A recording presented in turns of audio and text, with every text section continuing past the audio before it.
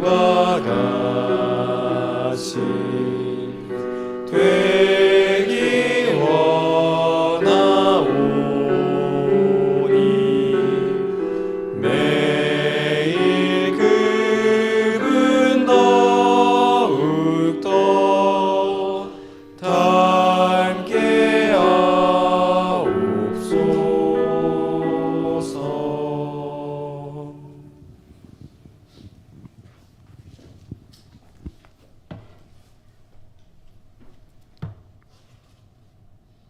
안식일 첫 예배를 묵상으로 시작하도록 하겠습니다.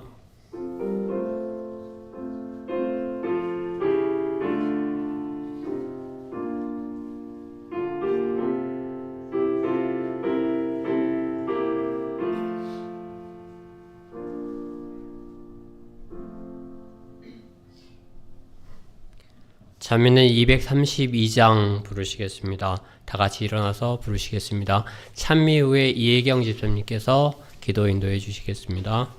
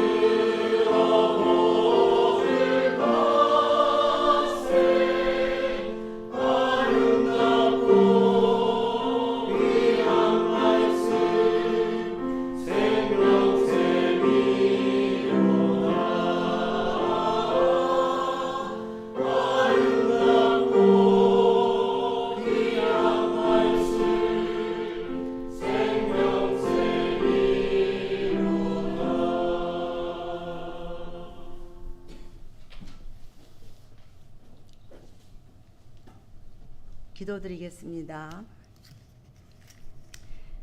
이 세상 모든 것이 다 사라져도 영원히 우리와 함께 하시는 하나님 아버지, 저물어가는 한 해의 끝자락인 이 안식일 예배에 우리의 마음과 발걸음을 성전으로 인도해 주셔서 세상의 분주함을 내려놓고 한 해를 마무리할 수 있게 해주셔서 감사합니다. 지난 1년을 돌아보며 주님의 말씀보다는 나의 생각이 앞섰고 이웃사랑 실천에 머뭇거리며 이기적이었던 모습, 적당한 세상과의 타협, 또 영적 성장을 이루지 못한 게으름 등 온전히 아버지의 자녀답게 살지 못한 저희들의 허물과 연약함을 용서하여 주시옵소서. 우리를 끝까지 포기하지 않으시는 아버지 하나님, 너희 염려를 다 주께 맡기라. 이는 그가 너희를 돌보심이라고 하신 그 말씀에 힘입어서 다가오는 새해에는 저희가 정결한 마음과 충성된 종으로서 세상의 세천사의 기별을 전할 수 있는 우리 모두가 되게 하여 주시옵소서. 말씀을 전하시는 목사님께 성령 충만케 하셔서 우리의 마음밭에 새기고 영적인 열매를 맺을 수 있는 감동과 능력의 말씀이 되게 하여 주옵시기를 예수님의 이름으로 간절히 기도드렸습니다. 아멘.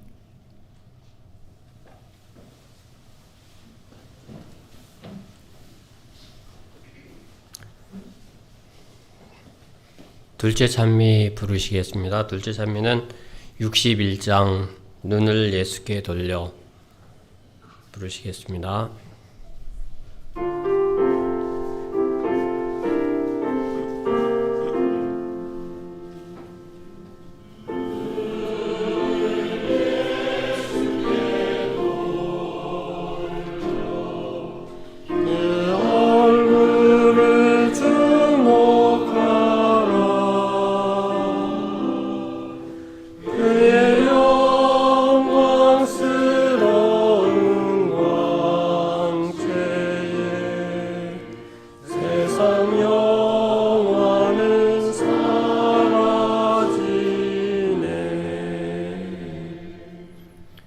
목사님의 말씀이겠습니다.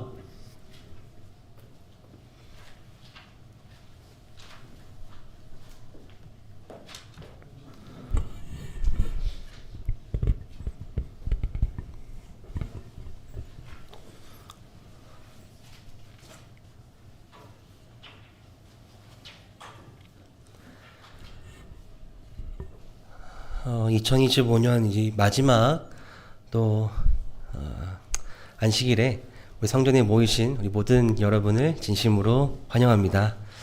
여러분 정말 요즘 날씨가 많이 추워졌는데도 불구하고 성전에 이렇게 모여주셔서 너무도 감사하고 또 마음이 따뜻해지는 그런 안식일입니다. 우리 시작이 반이라는 말이 있는 것처럼 시작이 반이라면 모두 반입니까?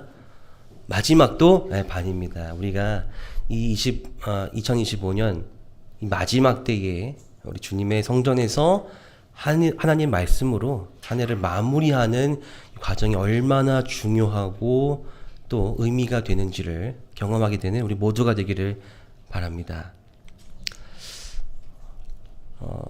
저희가 그래서 오늘 예배 그리고 내일은 성령 감사 예배가 있습니다. 그리고 우리 1월 1일 날에는 또 새해를 시작하는 의미로서 교회에서 새벽 6시 반에 우리 신년 예배가 있습니다. 우리 모두들 새해를 시작하는 그 마음을 갖고 한 해를 또한 주님께 헌신하고 주님을 위해 살아가고자 결심하는 그런 마음으로 다 같이 이 자리에 모여주시기를 또 간절히 부탁드립니다. 오늘 저는 렘넌트 신앙 백서 세 번째 시간 전도라는 주제를 가지고 하나님의 은혜를 함께 나누겠습니다. 신약 성경 우리가 잘 아는 요한계시록의 다음과 같은 내용이 있습니다. 다 같이 한번 읽어볼까요? 라오디게아, 시작. 라오디게아 교회 사자에게 편지하라. 내가 내 행위를 아노니 내가 차지도 아니하고 뜨겁지도 아니하는도다. 내가 차든지 뜨겁든지 하기를 원하노라. 내가 말하기를 나는 부자라 부요하여 부족한 것이 없다 하나 내 곤고한 것과 가련한 것과 가난한 것과 눈먼 것과 벌거벗은 것을 알지 못하는도다. 여러분, 하나님 말씀인 성경은 특별히 마지막 때를 가리키어 이렇게 말하고 있습니다. 라오디게아 교회는 이 역사적 관점으로 언제입니까? 오늘날 우리가 살아가는 재림 직전의 이 시대를 가리킵니다. 근데 이 시대의 특징이 바로 뭐예요? 뜨겁지도 않고 차갑지도 않은 상태라고 하는 겁니다. 미적지근한 상태라고 하는 것이죠. 바로 나는 부자라고 말하지만 사실은 가난한 상태인데, 영적으로 헐거벗었는데 나는 영적으로 이미 충만하다. 나는 영적으로 아직 나 정도면은 괜찮아, 완전하다, 이 정도만 해도 돼 라는 마음으로 그냥 미적지근하게 살아가고 있는 것, 그것이 바로 이 라오디게아 교회, 이 역사적 우리가 살아가는 이 시대의 특징이라고 하는 것입니다.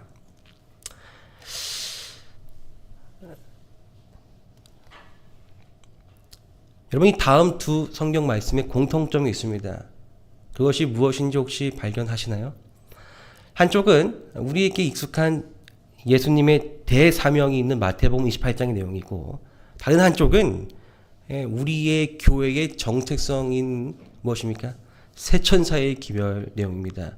이 두 개의 공통점이 있습니다. 그것은 바로 이것입니다. 복음을 전파라고 하는 것입니다. 무엇을요? 복음을 전파라고 하는 것입니다.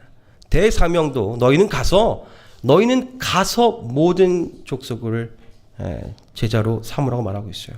새천사의 기별 또한 그 영원한 복음을 이 땅에 있는 모든 족속과 민족과 방언과 백성에게 전하라고 말하고 있지 않습니까?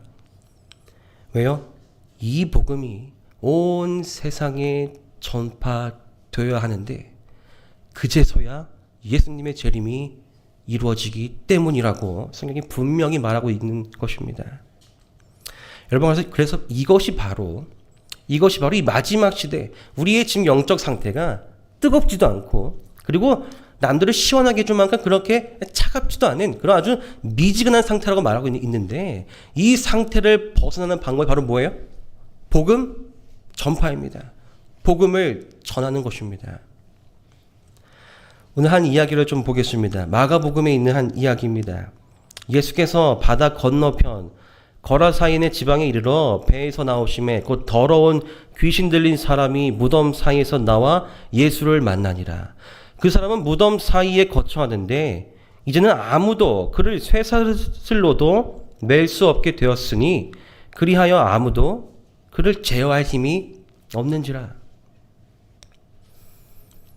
마태는 이 사건을 기록하면서 이 사건에 나오는 인물이 두 명이라고 말하고 있습니다. 그래서 두 명의 광인이라는 것을 우리가 알 수 있어요. 그들은 이 지방, 거라사 지방에 매우 유명한 악명 높은 정신질환자들이었습니다.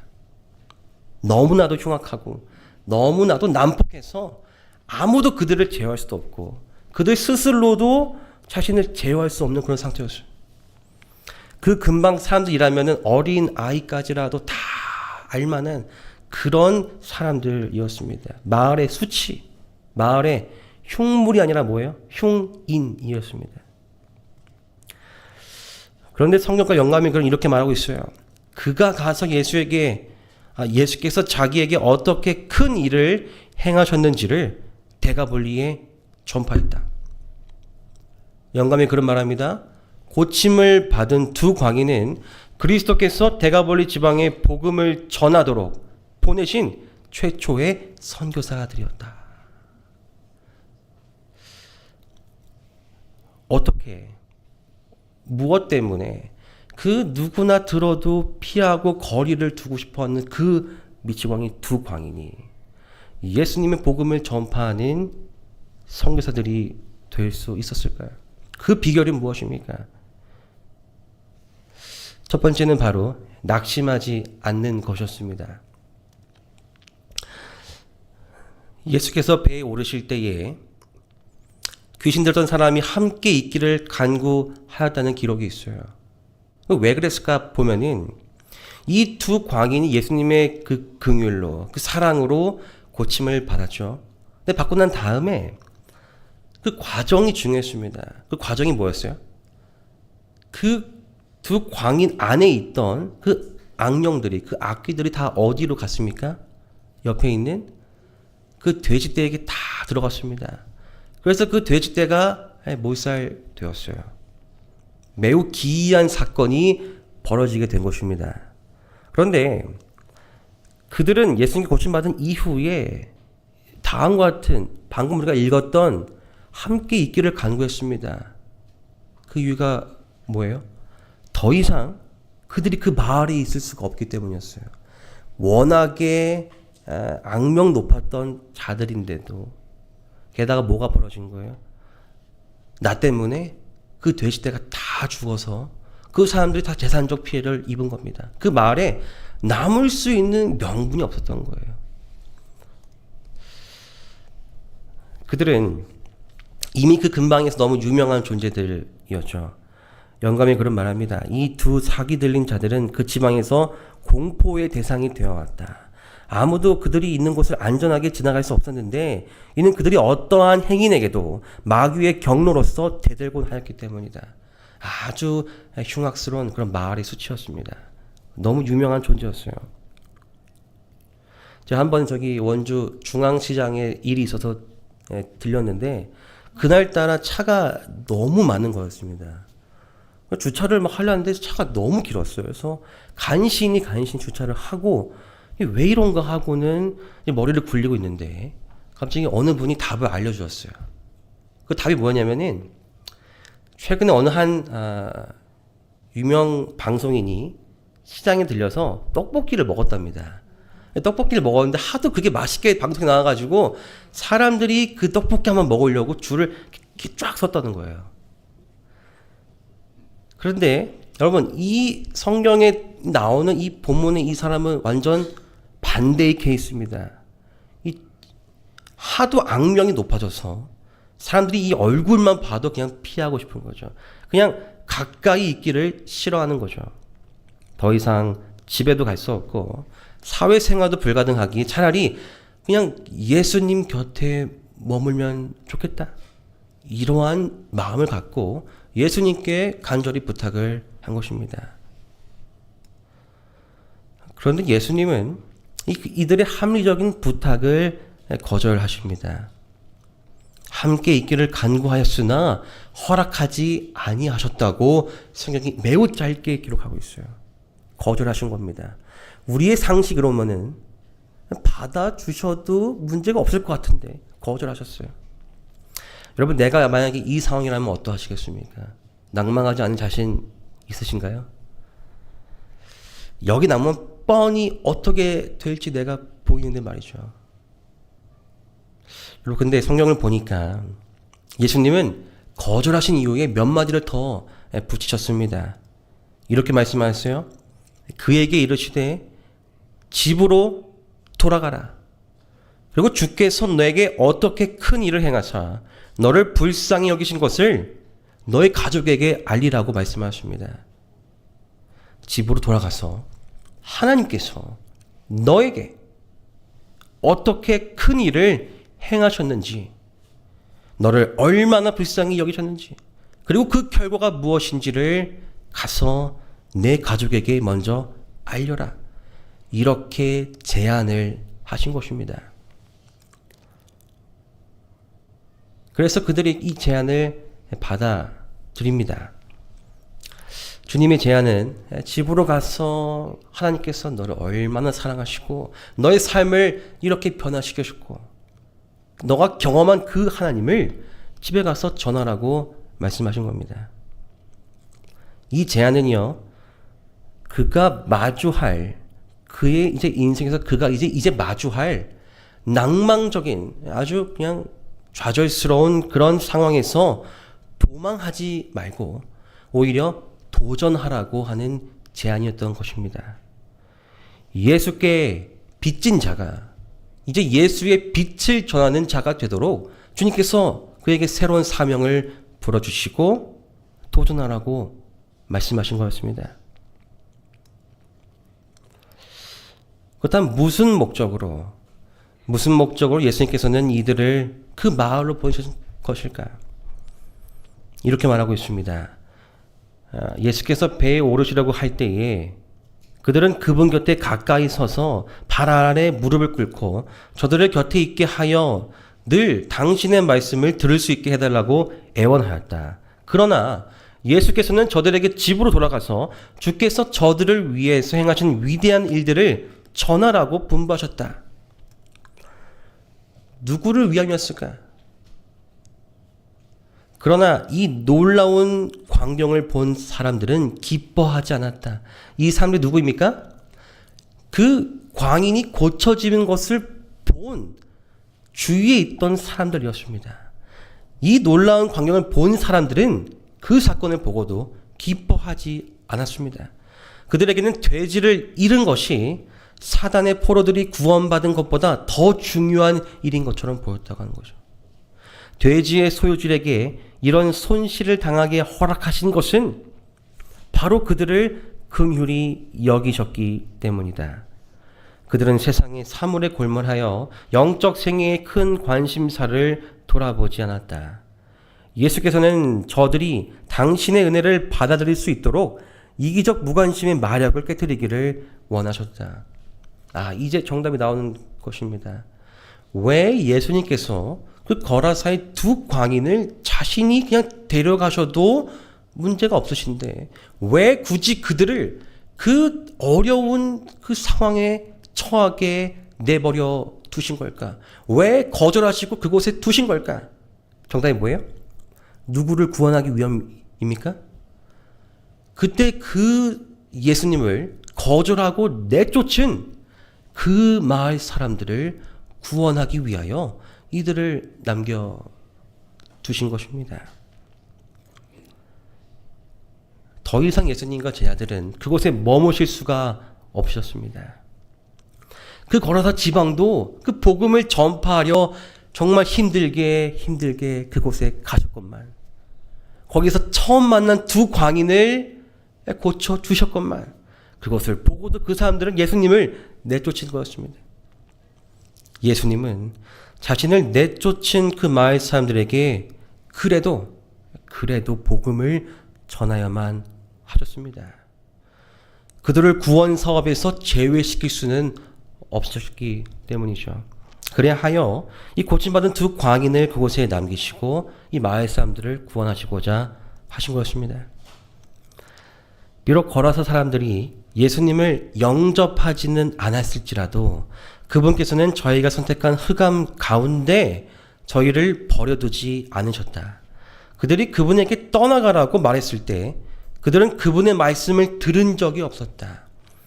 그 지방 사람들은 예수님을 내쫓을 때에 예수님의 말씀을 제대로 들어본 적이 아직 없었다고 하는 것입니다. 판단할, 선택할 아직 조건이, 근거가 부족했다는 거예요. 그래서 그들은 자신이 무엇을 거절하고 있는지를 몰랐다고 말하고 있어요. 그러므로 그분께서는 그들에게 다시 빛을 보내시되 저희가 듣기를 거절하지 않을 자들을 통하여 전하셨던 것이다.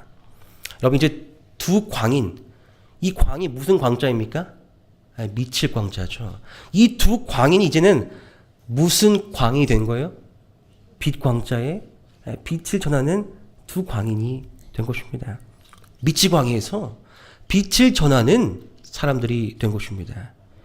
여러분, 이것이 바로 주님의 제안을 받아들인 사람을 높이시는 하나님의 방법입니다. 이제 그 의미가 확장되고 있습니다. 그들이 해야 할 일이 있었으니 곧 이방인 가정에 가서 저희가 예수님에게서 받은 축복에 대하여 전하는 일이었다. 그들이 구주와 떨어졌다는 것은 어려운 일이었다. 이방의 동네 사람들과 접촉할 때에 그들은 반드시 큰 난관에 부딪힐 것이었다. 왜요? 그들이 이미 그 마을에서 너무나 유명한 사람들이었기 때문에 그렇습니다. 그리고 그들은 사회로부터 오랫동안 격리되어 있었으므로 그분께서 지시한 사업을 할 자격이 없는 듯이 보였다. 그러나 예수께서 그들의 책임을 지적하시자마자 그들은 곧 무엇하십니까? 순종하였습니다.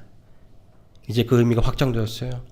하나님께서 나를 사랑하시어 나를 어떻게 도와주셨는지를 가족에게 전하라는 이 말씀이 어떤 의미였습니까?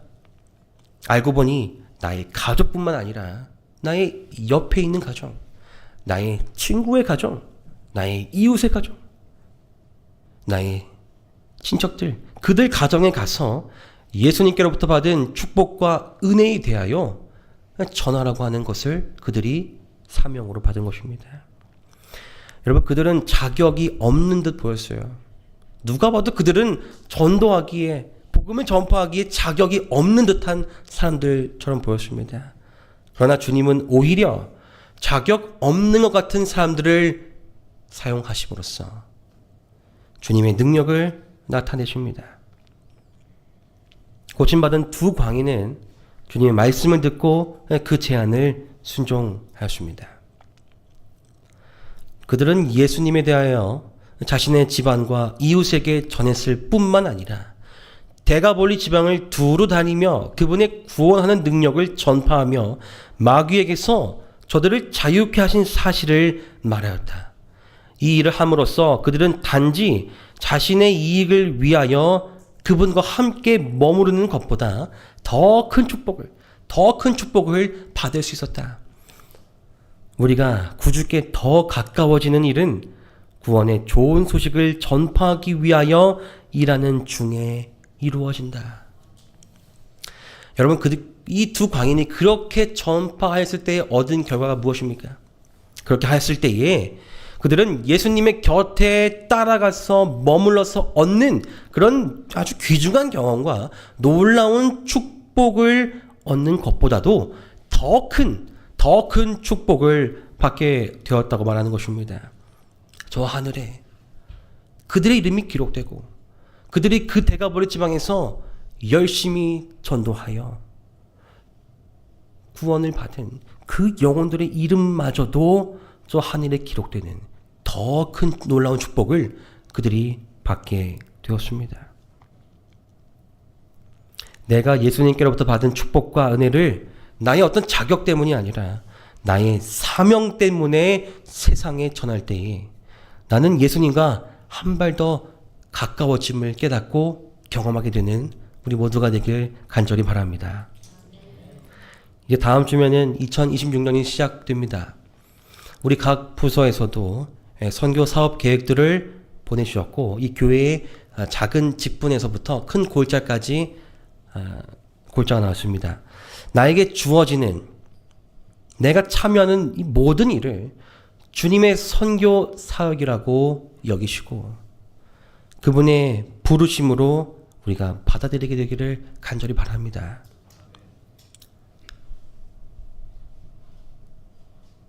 교회에서 요구되는 어떤 일이든지 간에 그것이 시무든 차량 봉사든 그것이 음식 봉사든 그것이 기도 봉사든 그것이 방문이든 교회에서 부름받는 무슨 일이든지 간에 모두 주님의 복음을 전파하는 선교 사업으로 우리의 생각을 확장시켜서 영원한 복음을 전하는 새 천사들이 새해에는 우리 모두가 되기를 간절히 바랍니다. 내가 받은 은혜와 축복으로 인해서 주님께 더욱 헌신하고 봉사할 때에 내가 그 명령에 순종할 때에 나는 주님과 한 발 더 가까워지게 될 것입니다.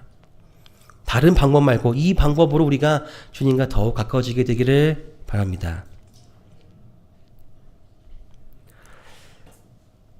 여러분, 예수님은 너가 그 가정에 가서 너의 집으로 너의 마을로 가서 너가 경험한 일을 전하라고 말씀하셨습니다. 여러분, 전도는 두 가지 방법이 있습니다. 수직적인 전도는 전달이라고 합니다. 그렇죠. 우리가 잘 아는 이 쉐마의 말씀이 있지 않습니까? 내 자녀에게 부지런히 가르치며 이것은 수직적인 방향이죠. 그래서 이 전도가 이 자녀에게로 이어지는 것입니다. 전달되는 것이죠. 믿음이 전달되는 것입니다. 또 수평적 전도가 있어요. 이것이 무엇입니까? 전파입니다. 가서 모든 민족을 지자 삼아 복음을 전파하라고 하는 것입니다. 방향은 수평적 방향이에요. 그래서 전도는 수직적인 전달 방법이 있고 이 수평적인 이 전도 방법인 전파가 있는 것이죠. 그런데 이 두 가지의 다 핵심, 공통점이 바로 무엇이냐면은 내가 경험한 복음을 전달하고 내가 경험한 복음을 전파해야 한다는 것입니다. 중요한 거는 그냥 누군가 경험한 복음을 전파하는 것이 아니라 내가 만난 복음을 전달하고 전파하는 것이 전도의 핵심이라는 것입니다. 이 운동의 하이라이트가 있다면 바로 이 계주, 이 바톤 터치라고 또 볼 수 있습니다. 이것으로 승패 요소가 갈리게 되기도 하죠. 근데 여러분, 이 어떻게 바톤을 전달해야 합니까? 내가 열심히 이렇게 뛰었는데 이제 바톤을 딱 전달하려고 보니까 손에 뭐가 없어요? 바톤이 없어요. 그런데 그 앞사람에게 미안한데 내가 그래도 여기까지 내가 열심히 뛰어왔는데 손에 바톤이 없어도 그냥 받는 척하고 너도 좀 뛰어가줘. 이렇게 할 수 있습니까? 없습니까? 이 룰이 안 맞는 겁니다. 혹은 아니 내가 처음에는 빨간색 바톤인 줄 알았는데 내가 보니까 뭐 중간에 놓친 것 같은데 저기 저 뒤에 있는 핑크색 바톤도 색깔 좀 비슷하니까 그냥 저거 받고 떠도 돼. 할 수 있습니까? 없습니까? 없습니다. 같은 팀이면은 같은 색깔을 전달해야 되는 것이 룰이기 때문에 그렇죠. 핵심은 뭐예요? 내가 지닌 바톤을 전달해야 하는 것입니다. 내가 지닌 바톤을 전달해야 하는 거예요. 마찬가지로 예수님은 이들에게 너가 다른 사람의 일을 전파하는 것이 아니라 누구의 일을 전파하라고 하는 거예요? 너가 직접 경험한 일을 전하라고 말씀하신 것입니다. 여러분, 그러므로 우리도 내가 직접 경험한 예수님을 전파해야 하는 것입니다. 이렇게 말합니다. 우리는 그리스도의 증인으로서 우리가 아는 바와 자신이 직접 보고 느낀 바를 전해야 한다. 우리는 그리스도의 증인으로서 우리가 아는 바와 자신이 직접 보고 느낀 바를 전해야만 한다. 만약 우리가 한 계단 한 계단씩 예수를 따른다면 우리는 예수께서 우리를 인도하신 길에 관하여 말할 수 있는 어떤 요점을 갖게 될 것이다. 남들에게 전할 수 있는 어떤 요점을 갖게 된다고 말하고 있어요. 우리는 예수의 허락을 어떻게 시험하여 보았고 그 허락이 얼마나 확실한지를 알게 되었다는 것을 말할 수 있다. 우리는 그리스도의 은혜에 관하여 아는 바를 증거할 수 있다. 이것이 우리 주께서 요구하시는 증거인데, 마지막 부분 다 같이 한번 읽어볼까요? 시작. 이런 증거의 부족으로 세상은 멸망해 가고 있다. 이런 증거의 부족으로 세상은 멸망해 가고 있다고 말하고 있어요. 마지막 줄, 세상이 멸망해 가고 있다는 이 말을 아까 우리가 서두에 읽었던 요한계시록 관점에서 보면 어떻습니까? 미적지근한 세상. 영적으로 부유하다고 느끼지만 실상은 가난한, 헐벗은 상태. 바로 이런 증거의 부족 때문입니다. 예수 그리스도의 증인으로서 내가 아는 것과 내가 직접 보고 경험한 예수님을 전해야만 합니다. 그리고 그 방법이 바로 이것이라고 말하고 있어요. 자, 그 방법이 바로 무엇이냐? 만약 우리가 한 계단 한 계단씩 예수를 따라간다면 우리는 예수께서 우리를 인도하신 길에 관하여, 내 인생을 인도하신 그 삶에 관하여 말할 수 있는 어떤 요점을 갖게 된다고 약속하셨죠. 그리고 이것이 없어서 우리의 영적 상태가 미적지근하고 이 세상이 멸망해 가고 있다고 말하고 있는 것이죠. 그럼 이 요점 어떻게 얻을 수 있을까요? 첫 번째는 바로 기도하는 것입니다. 우리가 이 말씀 시리즈 첫 번째 시간에 다뤘던 말씀이죠. 우리는 남에게 주기 위하여 기도를 해야 하는 것입니다. 바로 예수님을 내가 남에게 주기 위하여, 내가 경험한 예수님을 남에게 증거하기 위하여, 남에게도 알려주기 위하여 우리가 기도를 해야 돼요. 그래야 주님을 계속 찾고 문을 두드리는 듯한 그런 간절함으로 계속하여 주님께 나의 삶에 나타난 문제들에 대해서 계속 기도하고 씨름을 해야 하는 것입니다. 나의 삶의 어려움을 내가 주님을 통하여 극복해 나가는 경험들을 기도를 통하여 매일매일 한 계단씩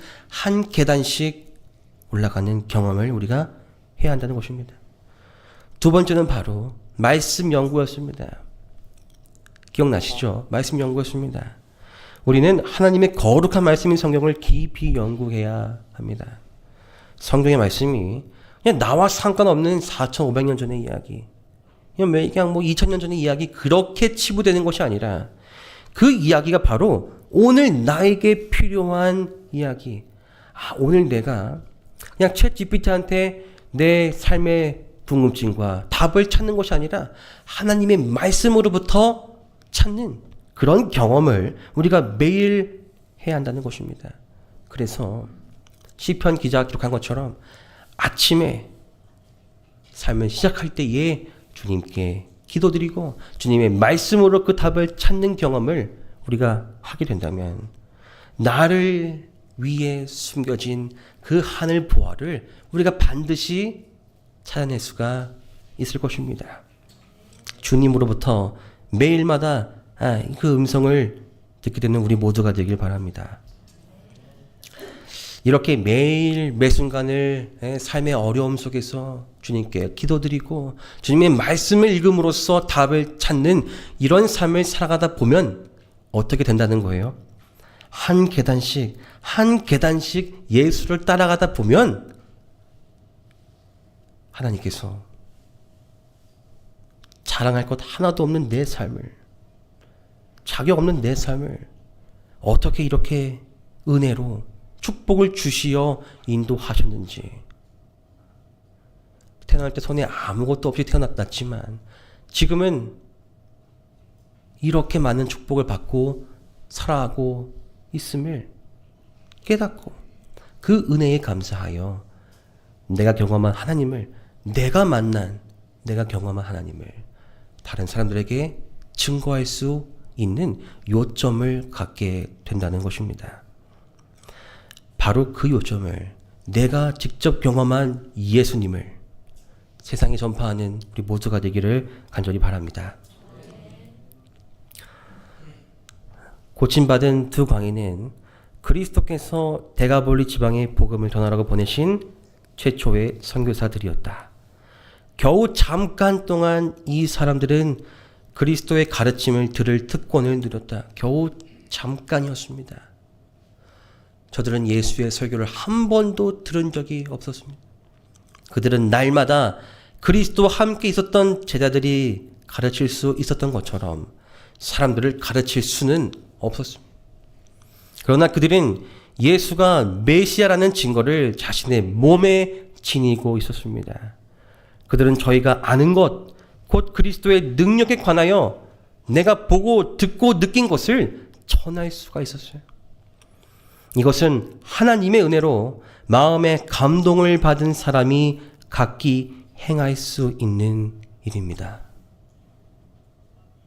그들은 비록 너무 짧은 순간이었기 때문에 예수님의 그 12 제자들처럼 복음을 가르칠 수도 없었고 사람들을 회심시키는 능력도 턱없이 비교적 부족했지만, 그 짧은 삶의 만남이었지만 그 짧은 순간만이라도 예수가 메시아라는 복음이 그들의 삶에 충분히 스며들어져 있었던 것입니다. 그들은 단지 그 사실 하나만 가지고 그 넓은 지방에 가서 예수님의 복음을 전파하는 선교사가 되었습니다. 우리 이 핑크색 줄 마지막 다시 한번 다 같이 읽어볼까요? 이것은 시작. 이것은 하나님의 은혜로 마음의 감동을 받은 사람이 각기 행할 수 있는 일이다. 자기 없어 보였던 이 두 사람은 그 마을의 선교사가 되었습니다. 그리고 다른 도시들에 들어가서도 그곳에 복음을 전파하는 선교사가 되었습니다. 어쩌면 우리는 주여, 우리가 여기 있는 것이 좋사오니 우리가 그냥 여기 있는 것이 좋사오니라고 말하면서 우리 교회 안에서 우리끼리 있는 것을 더 좋아하는지도 모르겠습니다. 그러나 여러분, 그것이 바로 사람의 마음인 것이죠. 교회에만 머물러 있지 아니하고 세상의 사명을, 그 복음을 전파라는 그 사명을 우리가 위탁받았습니다. 거라사의 두 광인처럼 예수님은 우리 곁에 계시지 못하시고 저 하늘로 가셨습니다. 그러나 두 광인처럼 우리는 성령의 도우심을 받아서 복음을 전파할 수 있습니다. 내가 매일 기도하고 매일 말씀을 묵상함으로써 죄로부터의 승리하고 사단의 유혹으로부터 승리하는 경험들을 하나 둘 계속 만들어 나가다 보면 그것이 나의 강력한 나만의 무기가 되어서 이 어두운 세상에 밝게 빛을 비춰주는 주님의 선교사가 분명 될 것입니다.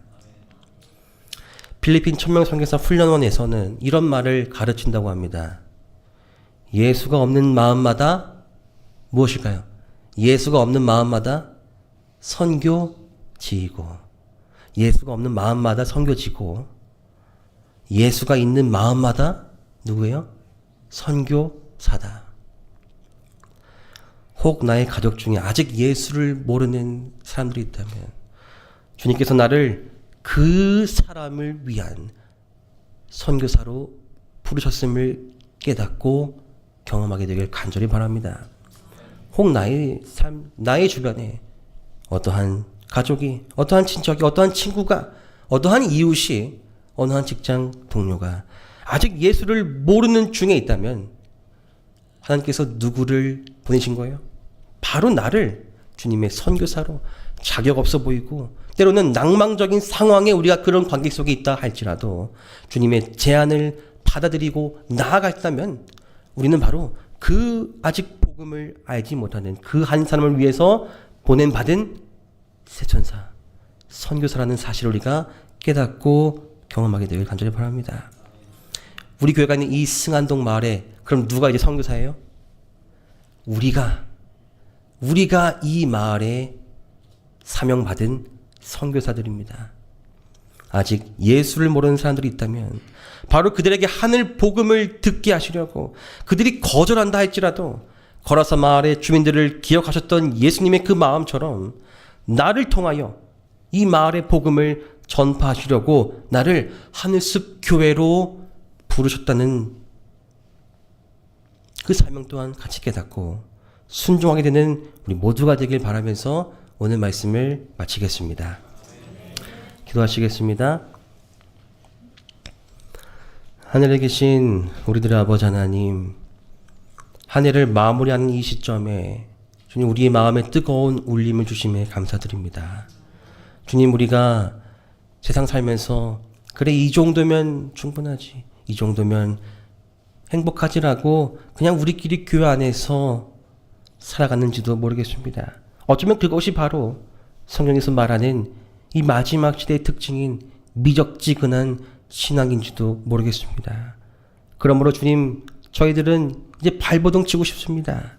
이 상태에서 벗어나서 주님께서 말씀하신 온 세상의 복음을 전도하라는, 이 전파라는, 그리고 전달하라는 이 귀한 사명을 이제 이루길 원하오니 여기 머리 숙인 우리 모두를 기억해 주셔서 우리의 삶을 통하여 우리가 더욱 주님께 매달리고 우리 삶의 문제들을 더욱 주님께 아뢰므로써 주님께서 그 문제들을 해결해 주시는 그 경험들을 경험함으로써 내가 주님의 복음을, 내가 경험한 그 복음을 전도하는 주님의 새천사 되게 하여 주시옵기를 예수 그리스도의 이름으로 간절히 기도드립니다.